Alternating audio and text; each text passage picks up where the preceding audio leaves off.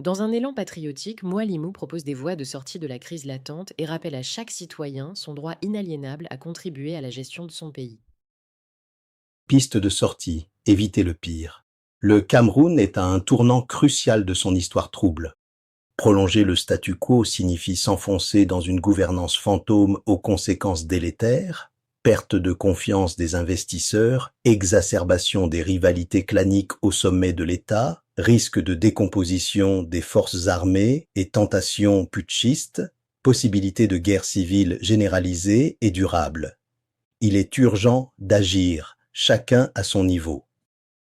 Piste 1, la transparence immédiate. Le Palais de l'Unité doit publier sans délai un bulletin de santé circonstancié et une vidéo récente du président Paul Biya, s'il est en état de gouverner, qu'il adresse un message à la nation. Cette simple démarche restaurerait un minimum de confiance. Piste 2, une délégation de pouvoir formelle et publique. Si l'état de santé du président l'empêche d'exercer pleinement ses fonctions, mais ne constitue pas un empêchement définitif, la Constitution ne prévoit rien.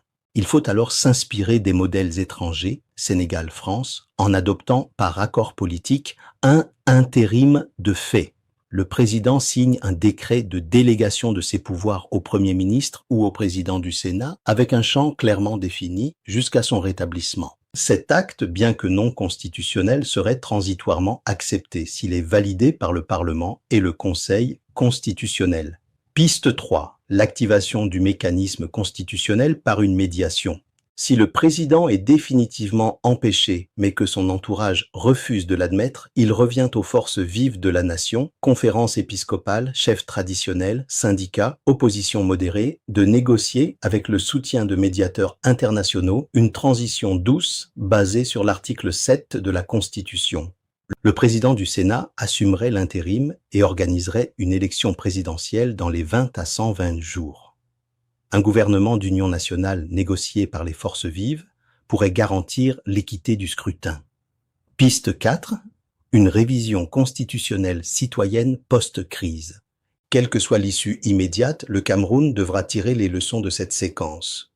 Une révision de la Constitution s'impose pour définir clairement l'empêchement temporaire, instaurer un mécanisme de délégation automatique en cas d'hospitalisation prolongée, rendre obligatoire la publication d'un bulletin de santé annuel et renforcer le rôle du Parlement dans la constatation de la vacance.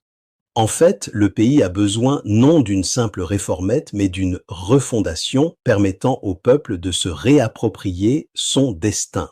Ce projet de transition et de refondation a été adoubé par le peuple le 12 octobre 2025. Il est la solution ultime à tous nos problèmes institutionnels. L'absence prolongée et inexpliquée du président Paul Biya n'est pas seulement un fait divers médical, c'est une crise constitutionnelle larvée qui révèle les failles d'un système bâti sur l'incarnation personnelle du pouvoir. Ni le secrétaire général de la présidence, ni le Premier ministre ne détiennent la légitimité pour gouverner durablement dans le silence du chef. Le Parlement, cadenassé par une majorité monolithique, refuse de jouer son rôle de garant des institutions. Dans ce vide, le peuple camerounais, bien qu'apparemment démuni, reste le détenteur ultime de la souveraineté. Sa capacité à exiger pacifiquement la vérité et l'application des règles constitutionnelles peut, seule, empêcher le glissement vers le chaos. Le peuple doit prendre ses responsabilités, le temps presse. Ce qui est en jeu n'est pas la succession d'un homme, mais la survie d'une nation en quête de normalité républicaine. Les pistes existent, il manque encore le courage politique pour les emprunter.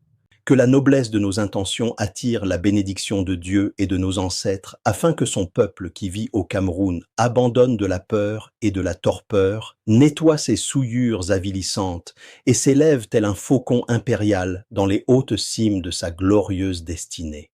Prenez vos responsabilités. J'ai pris les miennes. Moi, Limujokam Tchameni, prisonnier politique.